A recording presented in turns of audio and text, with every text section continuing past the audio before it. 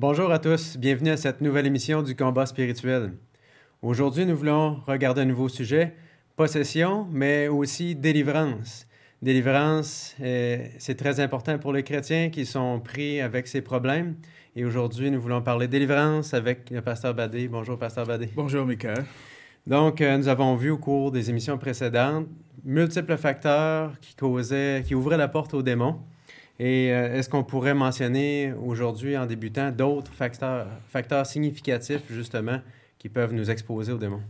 Oui, merci. Je pense que on va reprendre à partir d'un point qui commence à nous inquiéter un peu, nous, les hommes de Dieu. Dans le christianisme, il s'agit de la fornication, qui tout péché lié aux relations sexuelles en dehors du mariage. Pourquoi je dis ça? Parce que beaucoup de gens aujourd'hui commencent à de moins en moins condamner la fornication parmi les chrétiens, à tolérer les pratiques de leurs enfants, de certains jeunes dans l'Église. Et c'est un phénomène qui commence à prendre de l'ampleur au point d'influencer même la vision du monde des chrétiens qui commencent à trouver ça normal au lieu de se baser sur ce que la Bible dit. Donc, nous allons commencer par un texte biblique. OK, oui. Pour que notre base soit sur « Il est écrit ». Exact. Nous allons lire 1 Corinthiens, chapitre 6, versets 18 à 20. Oui. Et voilà ce que la Bible nous dit. « Fuyez l'impudicité. Quelques autres péchés qu'un homme commette, ce péché est hors du corps. Mais celui qui se livre à l'impudicité pêche contre son propre corps. Ne savez-vous pas que votre corps est le temple du Saint-Esprit qui est en vous, que vous avez reçu de Dieu et que vous ne vous appartenez point à vous-même, car vous avez été rachetés à un grand prix. Glorifiez donc Dieu dans votre corps et dans votre esprit qui appartiennent à Dieu. » Donc, le texte est clair. Votre corps ne vous appartient pas. Et dans le contexte de l'immoralité sexuelle, nous devons savoir que notre corps appartient à Dieu. Oui, c'est très important parce que la fornication qui, comme on l'a dit à l'introduction, tous les rapports sexuels hors mariage, le concubinage, et même l'infidélité de certains conjoints. On voit beaucoup de partenaires de rencontres aujourd'hui. On voit des vies de concubinage répétées. Ouais. On voit beaucoup de chrétiens qui commencent à être influencés par cette pratique mondaine. Et c'est plus inquiétant, c'est plus inquiétant parce que dans le combat spirituel, la fornication est une ouverture pour les rencontres avec les esprits qui créent plus tard ce qu'on appelle le mariage spirituel, des maris de nuit ou des femmes de nuit. Et nous voulons vraiment tirer la sonnette d'alarme pour que beaucoup de jeunes chrétiens fassent attention à cette nouvelle forme de vie qui commence à être acceptée dans la société. OK. Et quels conseils, justement, on pourrait donner aux gens qui sont face à cette situation-là? Leurs sentiments vont de tous les côtés, sont attirés, ils savent que ce n'est pas convenable, que ce soit pour les jeunes et même les plus vieux aujourd'hui. Quels conseils on peut laisser? Bon, nous dirons d'abord de fuir toute l'apparence du mal et nous leur demandons de faire attention aux amitiés qui les exposent très souvent à ce genre de tentation. Nous voulons leur dire de faire attention à certains films qu'ils regardent, qui peuvent plus créer cet appétit sensuel et fragiliser leur résistance à ce genre de tentation. Nous voulons leur dire de faire attention à tous ces panneaux qui sont devenus très agressifs aujourd'hui. Il ne faut pas juste dire, quand on voit un panneau dans la rue où il y a cette image, où on voit une image sur des produits en vente, ou bien par inadvertance, on passe dans une rue où il y a de la production médiatique vraiment obscène. Il ne faut pas juste dire, oh, c'était involontaire. Il faut faire une prière. Il faut faire une prière, Seigneur, détruis l'effet de cette image obscène, de ce film obscène que j'ai vu, ou bien annule l'effet de cette image sur le panneau dans mon esprit. Si on ne réagit pas tout de suite, l'ennemi, lui, il prend le relais. Et je suppose aussi qu'il y a d'autres habitudes de péché qui peuvent nous rendre vulnérables. Est-ce qu'on pourrait en regarder quelques-unes encore? Oui, merci, Michael. Je crois que nous allons citer des habitudes qui sont des péchés avérés, mais entre guillemets, qui restent secrets pour la plupart du temps, mais malheureusement, qui sont aussi des ouvertures pour que le démon puisse entrer en nous. La première que je vais citer, c'est la pornographie. La pornographie qui commence à prendre de l'ampleur et malheureusement, beaucoup de gens trouvent des raisons pour justifier cette vie secrète qu'ils ont. Ensuite, après... Est-ce que ce phénomène-là de pornographie, excusez-moi de vous interrompre, va plus loin que les gens qui n'ont pas Dieu? Est-ce que c'est un phénomène qui vient jusque dans l'Église? Je vais peut-être te choquer. Hein. Les statistiques montrent que la pornographie est même plus parmi les serviteurs de Dieu. OK. Parmi les serviteurs de Dieu, il y a un grand taux de serviteurs de Dieu qui s'adonnent à la pornographie, malheureusement. Et c'est ainsi parce que beaucoup ne prennent pas ça comme un combat spirituel. Ils ne demandent pas à Dieu de leur donner la force de caractère, de renforcer leur volonté. Ils ne demandent pas aux anges autour d'eux de venir renforcer leur volonté pour résister et ça fragilise leur marche spirituelle. Donc après la pornographie, il y a le voyeurisme qui est cette pratique de se cacher, observer la nudité du sexe opposé. Il y a aussi la masturbation que malheureusement certains médecins ont cherché à justifier et certains hommes de Dieu, ça fait un scandale récemment, un homme de Dieu très connu a fait un commentaire qui semblait insinuer que la masturbation n'est pas un péché. Bon, okay. On ne va pas rentrer en détail, mais nous, dans le combat spirituel, nous sommes en train de dire que la pornographie, le voyeurisme, la masturbation et l'intempérance alimentaire, l'intempérance verbale, être bavard, être volubile et même l'intempérance dans le travail, l'intempérance dans la récréation, toutes ces choses qui commencent à prendre la place de Dieu dans notre vie. Quand on ne le sert pas, le Créateur, on sert la créature. Et toutes ces choses qui prennent une place prépondérante, la place que Dieu doit avoir dans notre vie, quand ces choses prennent cette place, ça devient un péché. Et je ne veux pas dire que pratiquer ces choses à modération, ce serait la solution. Non. Je veux dire simplement que quand on approche ces péchés, il faut demander la force à Dieu pour vaincre l'intempérance, la pornographie, la masturbation, le voyeurisme, etc., etc. Et on voit aussi ce phénomène, lorsque les gens s'adonnent à ces pratiques-là, il y a des familles qui sont détruites et justement l'intérêt spirituel diminue jusqu'à ce que les gens quittent. Donc on voit l'effet direct de ces choses-là dans la vie d'un chrétien. Je veux partager un bref témoignage. Hein. L'année passée, à un camp meeting, j'ai été approché par une famille qui m'a dit que leur fille était sous les influences des démons. Et quand j'ai commencé à prier pour la petite fille de 8 ans, effectivement, les démons se sont manifestés. Et je leur ai posé des questions dans le questionnaire. Ils ont dit que il y avait 2 ans que la crise se manifestait. Et j'ai demandé qu'est-ce qui s'est passé il y a 2 ans. Et ils ont cherché, et le papa a dit « Ah, c'était là où j'avais commencé à avoir vraiment une vie un peu ouverte à la pornographie, où je parcourais beaucoup de sites pornographiques. » Et la maman a confirmé qu'elle était triste parce qu'elle voyait son mari très souvent s'adonner à cela. Et c'était au même moment que leur fille a commencé sa crise de possession démoniaque. OK, ça l'invite les démons. Ça, c'est vrai parce qu'il y a beaucoup d'addictions qui sont causées par les démons. Et la pornographie aujourd'hui est très addictive.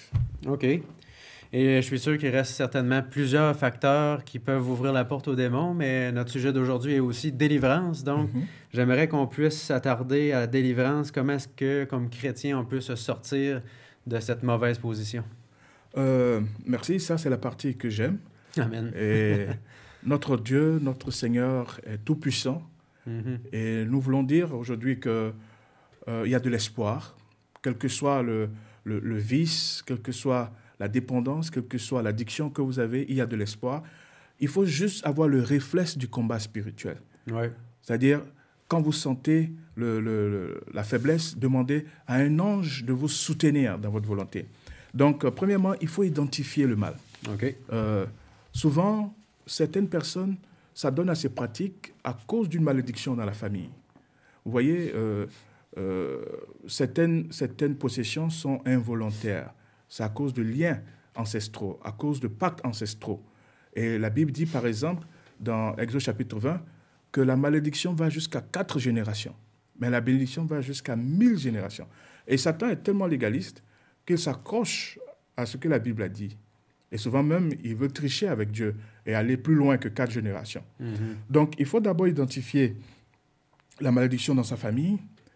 Et cette malédiction, souvent, peut ouvrir la porte à un esprit. Donc, ça peut être la malédiction sur la stérilité, disons la fécondité, donc on est stérile. Il y a la malédiction sur le mariage, donc on n'arrive pas à se marier. Les filles ou bien les femmes dans cette famille n'arrivent pas à se marier à cause de cet impact dans la famille, dans la tribu. Il y a la malédiction sur le succès, donc on n'a que des échecs. Il y a la malédiction sur la santé, donc on est tout souvent malade et on dépense beaucoup d'argent dans la maladie. Il y a la malédiction sur même ce qu'on appellerait le risque pour les accidents. Hein, Okay. donc la malédiction sur le voyage, sur les déplacements. Donc on est très, très souvent en proie aux accidents. Et tout cela, il faut les identifier. Les malédictions qui créent le suicide dans la famille, les malédictions qui créent les morts prématurées, l'homosexualité, même certaines déviations, hein, comme l'homosexualité, comme l'adultère prononcé, peuvent être des malédictions dans la famille. Et il faut identifier tout cela. C'est la première étape. Voilà, c'est la première étape. Il faut identifier. Et très souvent, il y a des démons qui sont liés à ça. Donc, il faut les identifier. Ensuite, il faut passer à la seconde étape. Une fois ces choses identifiées, certains, quand ils savent qu'il y a une force interne qui les pousse vers ces choses, ils demandent de l'aide. Il s'approche d'un pasteur, il dit, pasteur, je veux me débarrasser de ça, mais je sens qu'il y a une force qui est au-delà, au-dessus de ma capacité de résistance. J'ai besoin de prière. Et quand quelqu'un vient avec un tel témoignage, on sent déjà que la personne a besoin de délivrance. Donc, une fois le mal ou le démon ou la malédiction identifiée, il faut maintenant passer à la prière où on fait la repentance. Seigneur, je confesse les péchés de ma famille, de ma tribu. Je te présente tous les pactes que mes parents ont faits qui m'engagent à cause de mon sang, à cause de mon nom, à cause de ma tribu. Je te présente tout ça. Je confesse leurs erreurs, leurs ignorances. Je confesse tous les engagements qu'ils ont pris. Mais en ton nom, je n'ai plus de fardeau à payer ces engagements. Parce que tu as tout payé à la croix. Mais la partie où on demande au Seigneur Jésus de briser ces pactes, c'est là qui est important. Donc on dit, dans le nom de Jésus-Christ, toutes ces malédictions ancestrales, tous ces démons qui sont rentrés dans ma vie à cause de ces liens ancestraux, vous êtes vaincus au nom de Jésus-Christ. Et il faut citer le nom du village, il faut citer le nom de certains grands-parents qu'on connaît, ont eu des pactes. Il faut être précis dans Il faut être précis parce que okay. ces esprits sont très légalistes. Je le répète chaque fois. Il faut être précis. Et au nom de Jésus, vous êtes vaincus. Le sang de Jésus me lave de tout péché. Il a payé ma rançon et je ne suis plus tenu d'être sous influence de ces pactes. Et vous reprenez en main en citant les bénédictions de Dieu. Par exemple, c'est très important de citer la Bible pour que ces démons puissent se sentir vraiment en conflit. Par exemple, avec Dieu, nous ferons des exploits, car il écrasera nos ennemis. Le psaume 60, verset 14. Et tu dis, à partir d'aujourd'hui, je ferai des exploits avec Dieu, vous serez écrasés. C'est la promesse que Dieu me dit dans sa parole. La Bible dit, béni soit l'homme qui se confie en l'homme et dont l'Éternel est l'espérance. Vous voyez, celui qui demeure sous l'abri du Très-Haut repose à l'ombre du Tout-Puissant. Dieu est pour nous un refuge, un abri, un secours qui ne manque point dans la détresse. Il faut ainsi réciter les versets bibliques, les promesses de la Bible et les réclamer et dire, Seigneur, je crois en ces paroles, l'ennemi n'a plus de pouvoir sur moi, les pactes sont brisés et je commence une nouvelle vie en toi par la grâce de Dieu. Donc, il faut remplacer donc, ces malédictions avec ces promesses et dire, ce sont des promesses de succès dans ma vie, de bonheur, d'après Jérémie 29, et croire en cela et commencer déjà à chanter sa délivrance, à louer Dieu. Et peut-être, vous parlez de promesses, et je crois aussi aux promesses de Dieu. On en apprend par cœur. Est-ce qu'on peut justement en lire une promesse par rapport à la délivrance? Vous en avez cité quelques-unes. Oui, nous lisons dans Marc, chapitre 16. Oui. Voici les miracles qui accompagneront ceux qui auront cru. En mon nom, ils chasseront les démons. Ils parleront de nouvelles langues. Ils saisiront des serpents. S'ils boivent quelques breuvages mortels, ils ne leur feront point de mal. Ils imposeront les mains aux malades et les malades seront guéris. Amen. Amen. Ça, c'est ce genre de promesse que les démons n'aiment pas entendre. Et quand vous faites votre prière, une fois avoir identifié, vous réclamez ces promesses. Et vous dites, je crois en la parole de Dieu. Je crois au ministère dans le temple, le sanctuaire de Jésus-Christ. Et je réclame cette autorité de chasser les esprits impurs de ma vie, de demander à Jésus de briser tous les liens. Et en son nom glorieux, nous entrons dans notre délivrance. Donc, c'est une invitation que vous faites aujourd'hui aux chrétiens de mémoriser la parole de Dieu, en particulier les belles promesses qu'il y a, parce que c'est un moyen de défense, c'est une puissance extraordinaire dans les moments où on en a besoin. Un chant, une promesse biblique. Ouais. Quand vous êtes accru à la tentation, quand vous êtes exposé à la tentation, quand vous voyez une image obscène, une promesse de Dieu, un chant, et vous allez voir des anges venir sur cette base, combattre la tentation autour de vous. Excellente nouvelle. Et on parle de chrétiens, on parle de délivrance. Lorsqu'on est chrétien, lorsqu'on est baptisé, est-ce qu'on n'est pas, d'une certaine façon, immunisé contre les démons? Est-ce qu'il peut quand même nous arriver des choses malheureuses? Oui, malheureusement, je vais un peu dire ceci avec beaucoup de tristesse. Attention aux gens qui font croire que juste être baptisé nous libère des pactes ancestraux. De la même manière qu'il y a des lois dans le monde microbiologique. Dieu merci, j'ai fait un peu de microbiologie, j'ai fait un peu de santé. Et il y a des lois dans la microbiologie. Quand vous avez un bouton, par exemple, créé par un staphylocoque, si vous mettez de la pression sur ce bouton, le staphylocoque grandit, il grossit, il se multiplie. Et dans le monde spirituel, il y a des lois. Ce n'est pas parce que vous êtes baptisé que les démons ou les liens ancestraux sont brisés. Pour certains, le baptême va briser ce lien, mais ça dépend de comment ils rentrent dans le baptême. Nous savons que Jésus, après juste son baptême, dans Marc chapitre 1 ou Matthieu chapitre 4, a été tenté. La Bible nous dit que l'Esprit le conduisit dans le désert pour être tenté. La tentation est toujours présente. Donc la tentation est présente et nous avons vu que la tentation n'est qu'en troisième position dans cette échelle de cette marche que Satan a, de nous accuser, de nous réclamer, de nous tenter, de nous arracher quelque chose, de nous lier, d'entrer en nous et de nous remplir. Vous voyez? Donc la tentation n'est que la troisième marche. Enfin, il nous accuse, il nous réclame, il nous tente. Donc les chrétiens peuvent être tentés après le baptême. On a le cas de Jésus qui a été tenté. Dieu merci, il a mis fin à l'ascension de Satan. Mais Pierre, après tout cet engagement avec Jésus, même qu'il ait eu même le pouvoir lui-même de chasser des démons, a réuni Jésus 3 fois. Et à un moment, Jésus a dit « Arrière de moi, Satan », parce que Satan utilisait Pierre pour parler et contrecarrer le plan du salut que Jésus et le Père avaient avant la fondation du monde, conçu. Donc, le baptême n'est pas une garantie. Et je crois que vous aviez votre propre témoignage, en fait, en lien avec justement le fait d'être chrétien et d'avoir des problèmes. Je suis triste parce que beaucoup de gens, je suis sûr, souffrent encore cela. Très tôt, j'ai déjà raconté ça sur certaines chaînes. À 12 ans, j'ai donné ma vie à Jésus de façon extraordinaire après une opération. Et je pensais que j'étais délivré parce que j'étais très actif dans les groupes bibliques. Quand j'étais au lycée, tous les jeux bibliques, j'étais parmi les 3 qui étaient sur le podium. Mais je ne savais pas ce qui arrivait à ma vie.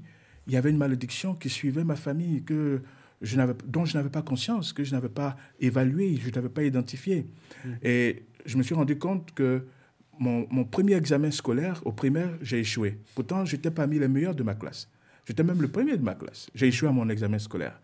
Le premier examen secondaire, j'ai échoué.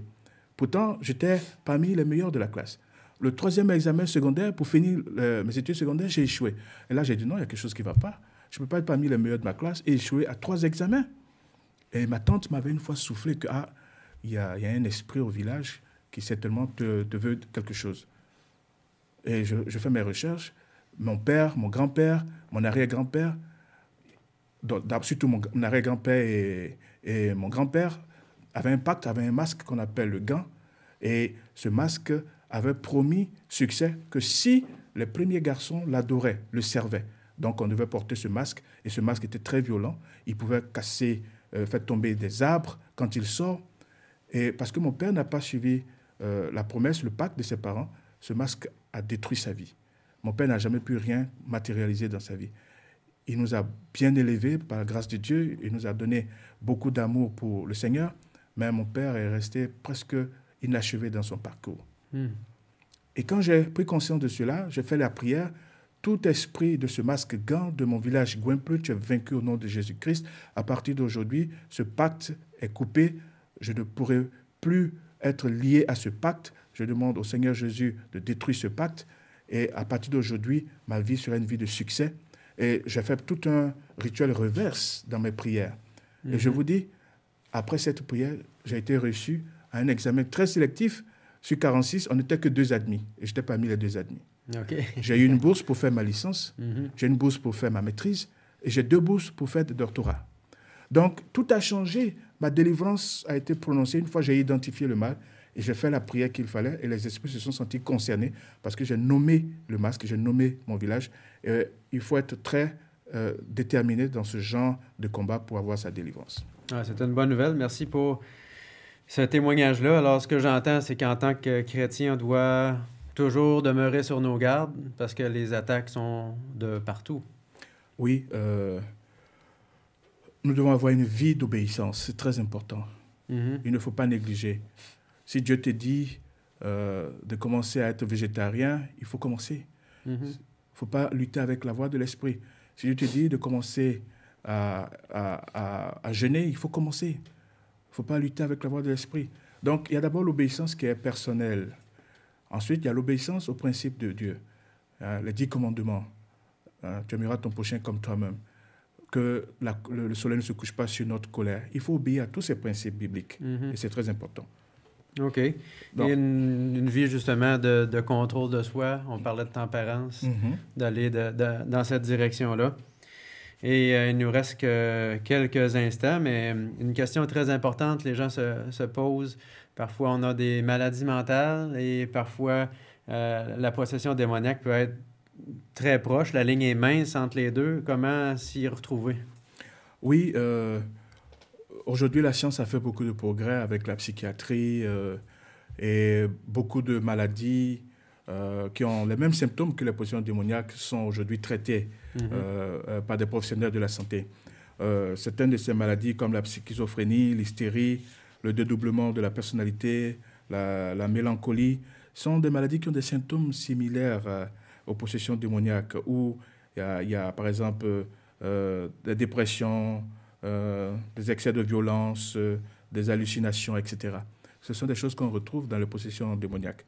Donc, ce que nous recommandons, c'est que quand vous êtes en cas de comportement bizarre, de trouble de la personnalité, Jésus est le médecin par excellence. Priez d'abord, Seigneur, toute maladie mentale qui est en présence, je te prie, comme tu as calmé la mer, comme tu as calmé les vents, calme cette personne dans cette maladie mentale et prépare cette personne à rencontrer les meilleurs professionnels de la santé.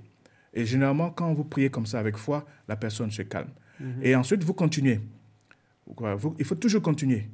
S'il y a un démon derrière cette maladie mentale, expose ce démon. Et vous lisez un texte biblique, comme Luc chapitre 10. Je vous ai donné le pouvoir de marcher sur les serpents et les scorpions. Donc, vous dites, tout esprit qui est caché, Jésus te nomme. Au nom de Jésus-Christ, tu es exposé. Si tu es derrière ce mal. Et généralement, quand il y a un esprit qui est exposé, il réagit à la parole de Dieu. Il réagit aux promesses qui sont liées à notre victoire sur le monde des ténèbres. Donc, la maladie mentale peut être isolée et quand on suit ce cheminement. OK. Donc, ne pas sauter tout de suite aux conclusions que tous ceux qui ont des maladies mentales sont possédés. Non. Suivre ces étapes-là et avoir, on aime bien dire, une vie chrétienne équilibrée, en particulier dans ce domaine-là qui est un peu inusité. Certaines églises recommandent même que les malades soient d'abord diagnostiqués par des personnels médicaux, le personnel médical, et après, une fois que les psychiatres ont dit que ça ne correspond à rien de notre domaine, que maintenant l'exorcisme ou la délivrance commence. Merci, Pasteur Badé.